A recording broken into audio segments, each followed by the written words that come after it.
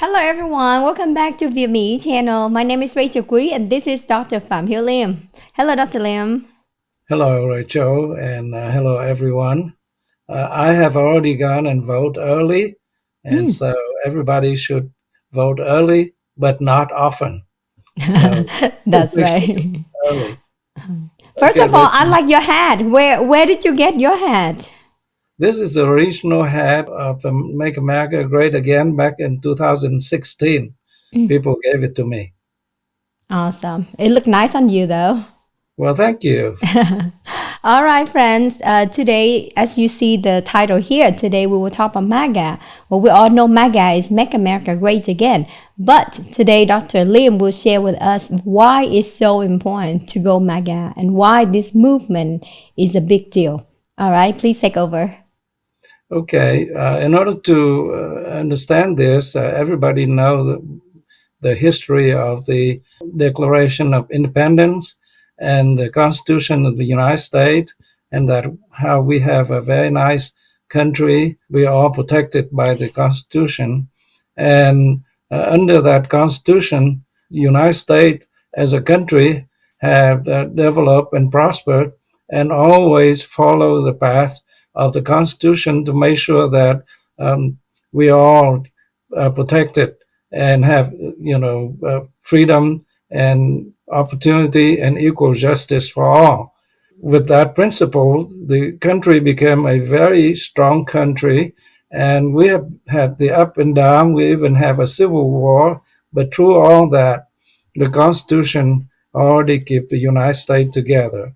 I came here in 1974, and at that time, the United States wasn't as nice as later it has become.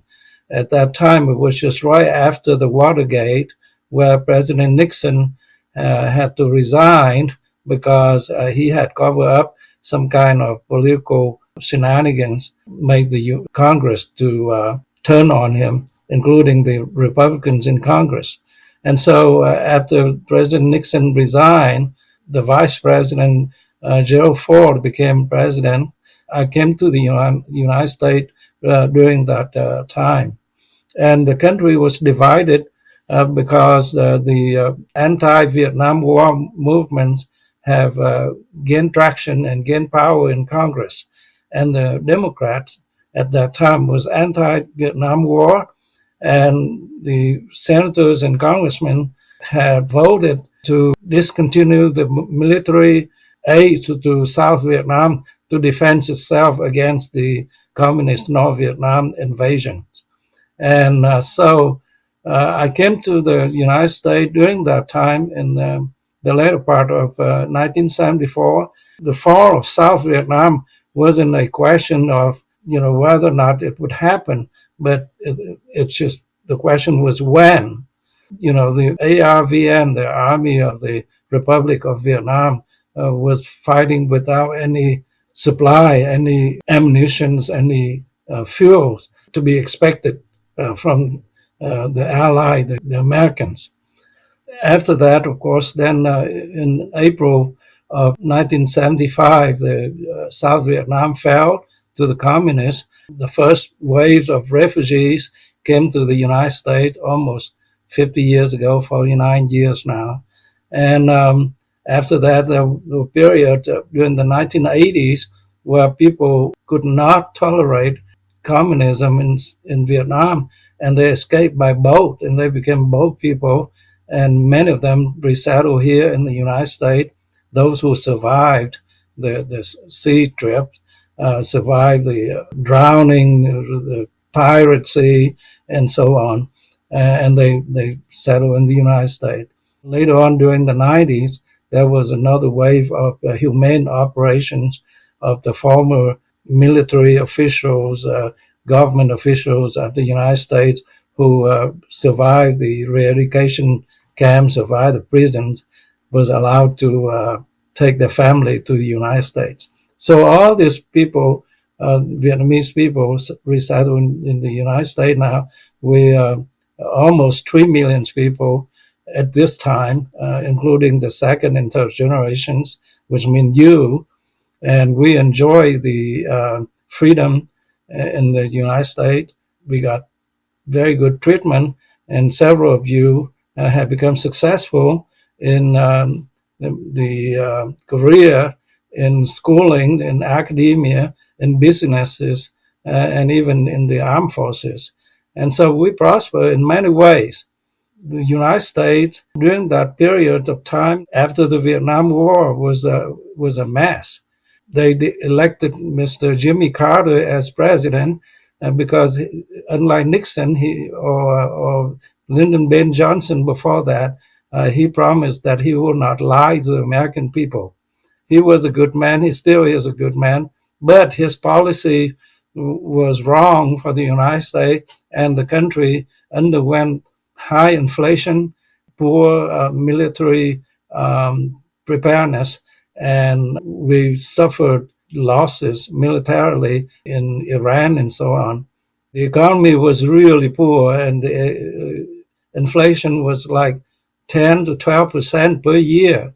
And the interest rate was very high, 8% to 15%. If you want to buy a house, you can't buy a house. And because of that, people elected Ronald Reagan, who's a Republican, and he promised that he will control inflation, he will have better economic policy, and he will have better foreign policy to deal with the Soviet Union at the time, which was an existential threat to the United States. And as soon as Mr. Reagan got elected, the Iranians was afraid of him. They immediately released the hostages, the American hostages, and Reagan went on to become a very successful president. He controlled inflation. Our economy prospered again under the free enterprise system. Our foreign policy and our army was very strong, the so-called peace through strength. With that, Mr. Reagan went on and collaborated with Mrs. Margaret Thatcher, the Prime Minister of England at the time, who's also very anti-Soviet Union, and Pope John Paul II. He was a Polish Pope. His homeland, Poland, was still dominated by the communist dictatorship. And so he encouraged freedom of religion and anti-communism. Under the leadership of this trio, Reagan, Thatcher, and John Paul II, the Soviet Union eventually collapsed. So during the Reagan term, especially for the first 2 years of his presidency, from the third year on until the end of his second term, for a period of 6 years, the United States was very strong, very prosperous, and peaceful. So I have seen how great America was by my own hand. I was a young man, young professional at that time. I was an assistant professor trying to earn my tenure to be associate professor. And the country was very strong and very prosperous. And I started a family and beginning to raise my family. Thank goodness. Well, in the 1990s, the Soviet Union collapsed because of the policy of Reagan and Thatcher and John Paul II, and the Soviet Union could not compete. They were poor, people were hungry, and so the system collapsed from within. All the Eastern Europe communist countries also collapsed, and everybody was freed through their own actions, and very little blood was shed. So it was a huge success. And so, we'll have peace and prosperity for good.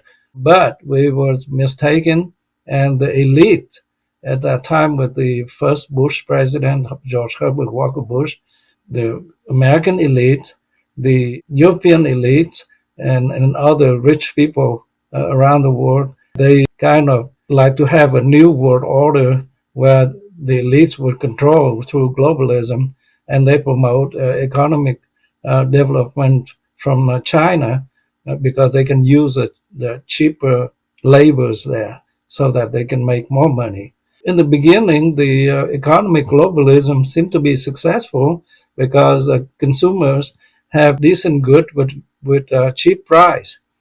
But gradually, as China became economic power. And during the President Clinton term, they joined the WTO, World Trade Organization.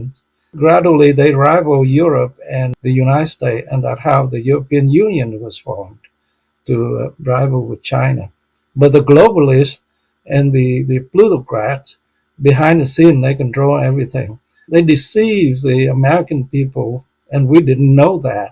We still thought that we have a two-party system with Americans, Bush and McCain and Romney, and so we have the Democrat with Clinton and Bill and Hillary Clinton and Obama and Joe Biden and so on. But as it turned out, that's just smoke and mirror. Behind the scene, they control the whole thing with globalism, and they use deep state, which is the coalitions of intelligence agencies and the war weapons military industrial complex, as we call it. So the intelligence agency and the military industrial complex got together and with the intelligence and foreign service control the government, which is called the deep state. But the boss is the globalists and the super rich plutocrats. Nobody knew that. Some people know, but it was called conspiracy theorists until 2015, when Mr. Donald Trump, when he saw the situation in the United States gotten so bad, he wanted to make it great again, like during the Reagan time. So he started this Make America Great Again, or MAGA movement. The Uni Party then run Hillary Clinton, and they think that Hillary Clinton will have a 95% chance of winning. But Donald Trump pulled out a big upset, and he became president. And the deep state hated him and tried to, sabotage everything he tried to do. But because of that sabotage activities and all these things that they had to do to damage Mr. Trump, the truth came out. So now the majority of Americans know that we've been deceived for like 20 plus years by this uni party and the globalists and the plutocrats. And so after this very highly irregular election in November of 2020, Mr. Trump had to leave government, and two puppets, Biden and Harris, got elected president and vice president. Mr. Biden is demented and very old and frail. Miss Harris is an empty suit. She didn't have enough in her to do anything that, let alone being president. But they deceive the people, they gaslighting, they lied using the media, the newspaper, TV, and so on, and propaganda, and call everybody else as conspiracy theorists.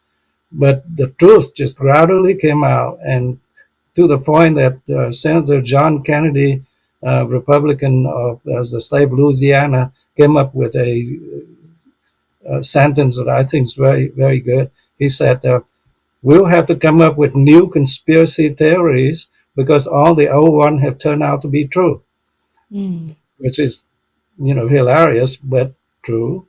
So now, as it comes the 2024, President Donald Trump ran as candidate again, and he won the primary of the Republican Party.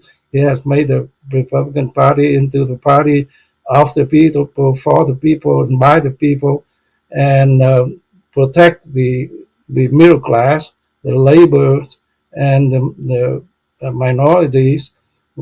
Meanwhile, the Democrats is now got the Cheney's family, the Bush family, and so on.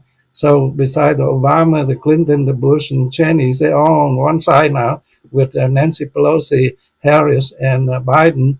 And they're the one that represent the so-called establishment, but actually they are puppets of the deep state and the globalists. So with that, look like President Trump will have a good chance of coming back into the White House, and will continue to make the America great again. And we need to keep up working. Don't count the chickens until they hatch, and go to vote and make other people vote for make America great again. And together we can make this country back to the way it was during the Reagan time that I've seen with my own eyes, and I've lived through it, and we were great, and we can be great again. We can be even greater. And that's why we have, beside Mr. Trump and J.D. Vance, now we have Robert Kennedy Jr., Tulsi Gabbard, Nicole Shanahan, and Elon Musk on the same side. Mm-hmm. You can't ask for a dream better than that. But it was spectacular. It's a spectacular dream, and we'll have to make it come true this November the 5th. Thank you.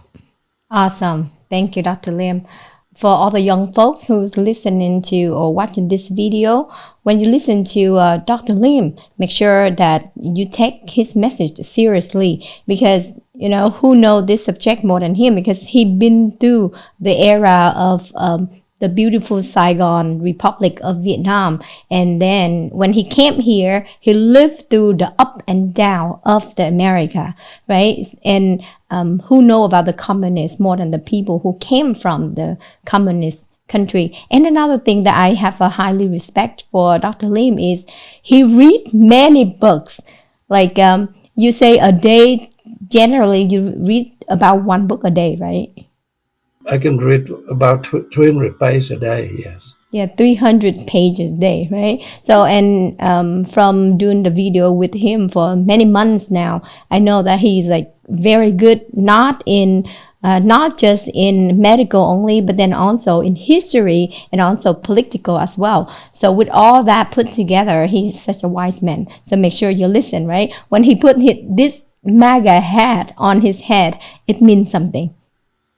And right. Yeah, and another question that I want to ask you too. Back in 2016, Donald Trump, he basically unknown factor. So since when you start to completely supporting Donald Trump or his policy or MAGA movement? I started really impressed. I was impressed by his achievement in economy. The economy grew very well when he became president. And he got a lot of red tapes, a lot of unnecessary regulations, and he allowed the economy, the free enterprise system, to prosper. And so, before that, we were kind of choked up because there are a lot of innovations that were not brought to the forefront because of the regulation red tapes. But during the term of Mr. Trump, we got through all that red tapes. And then, because the red tapes was released, America started producing enormous amount of petroleum, gasoline, and fossil gas. Heating gas. And so for the first time in the history of the combustion engine, which has lasted from the beginning of the 20th century until at that time, just slightly over 100 years, the United States became independent in energy. And all the turmoil in the Middle East didn't affect the price of gasoline or heating oil at all, heating gas. So because of that, the Sunni Arab, Saudi Arabia, and other Arabic countries outside the Iranian system, they saw the light, and they signed the Abraham Accord with Israel. And the Middle East, between Israel and the countries in the Abraham Accord, they achieved peace, which we never could believe that achievable. And they remain peaceful until now. So the war in Gaza was a retaliation of the Hamas attack Israel under the support of Iran, which is a Shiite factor. So Hamas, Hezbollah, and Iran are all Shiite who are at war with Israel right now. But the Sunni countries in the Abraham Accord, they remained peaceful. So President Trump returned to power. He may be able to achieve peace with Shia as well. So we'll see how that happened.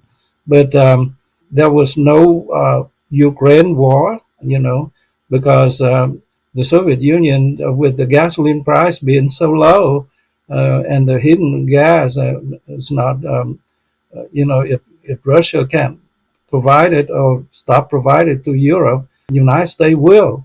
So Putin didn't have a leverage or money to raise war with NATO or Ukraine.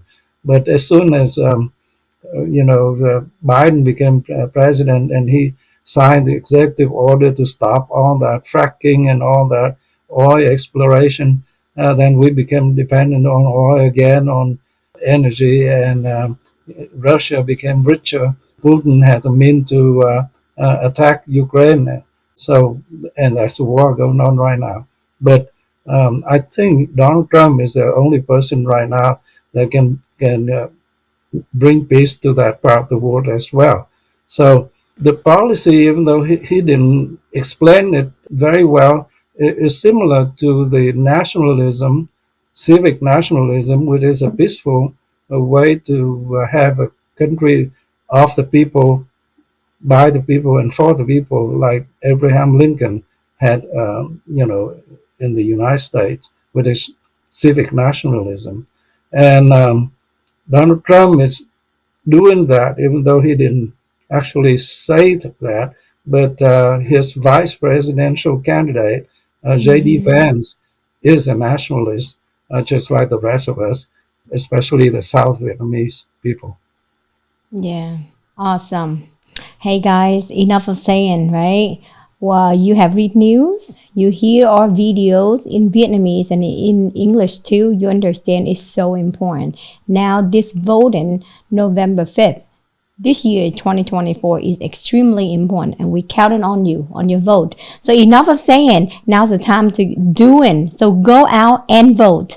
Okay. I know in Georgia is one of the battle state, and I feel the momentum for Trump team is very high here, and somehow I'm very confident that Trump gonna win in Georgia. How about your state so far, Dr. Lim? My state, I think Trump Vance going to win, blown away, because everybody here support that ticket. But look at the alternatives. Look at the ticket of Kamala Harris and Tim Walz.